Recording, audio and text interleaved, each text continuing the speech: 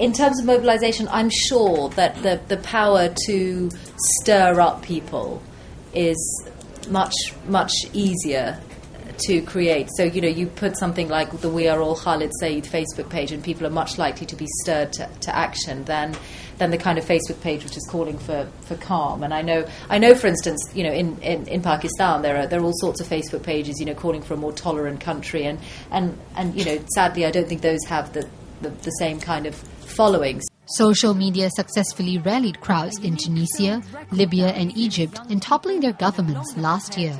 However, according to BBC presenter Michelle Hussein, the extent to which social media can effect real change is uncertain unless it gets support from mainstream media outlets. In the end, all of these activists needed to get their pictures onto the mainstream broadcast media. They needed the BBC and CNN and Al Jazeera, particularly all the Arab TV channels, of course, to run their materials. Ultimately, it needed to break through in the mainstream media to have the effect that it did. The 39-year-old, known for her documentary, How Facebook Changed the World, The Arab Spring, shared insights with students at the Lee Kuan Yew School of Public Policy on Monday. While filming the two-part documentary, 3 words kept springing up: youth, dignity and freedom. According to Michelle, youth activists in the Middle East took their cause to social media due to the lack of social mobility.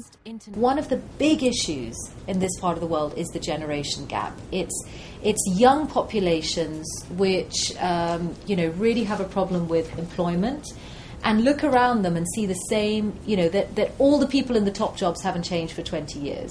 So there's a real problem with the fact that people don't want to step down, because then you lose your entire position in society, perhaps, and there's no such thing as retiring gracefully, and so you just stay, and then that creates a huge problem in the systems.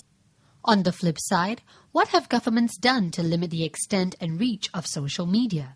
There were the obvious basic ones, like cutting off the internet connection.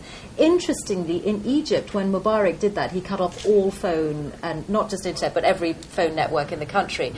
It totally backfired, because actually people were forced to get out of their homes to find out what was going on. Because once you think we're completely cut off, he obviously thought, well, people will stay at home, but actually that meant people went out of their 4 walls, because it was the only way to actually find out what was going on.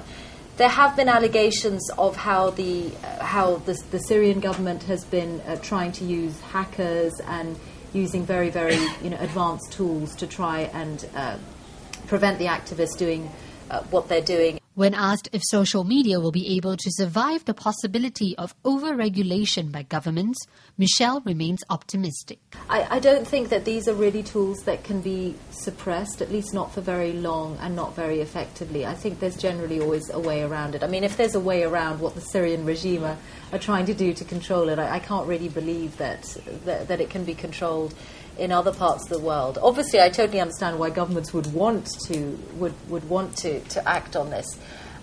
Interestingly, in the UK, we've had some issues. For instance, on there have been people who've said things on Twitter who've been taken to task, who've been taken to court. So, any illusion that this is somewhere where you can say what you like, you have to abide within the laws of wherever you are. So it seems the presence of social media will continue to evolve and grow in our society. But whether it has the ability to effect real change, only time can tell.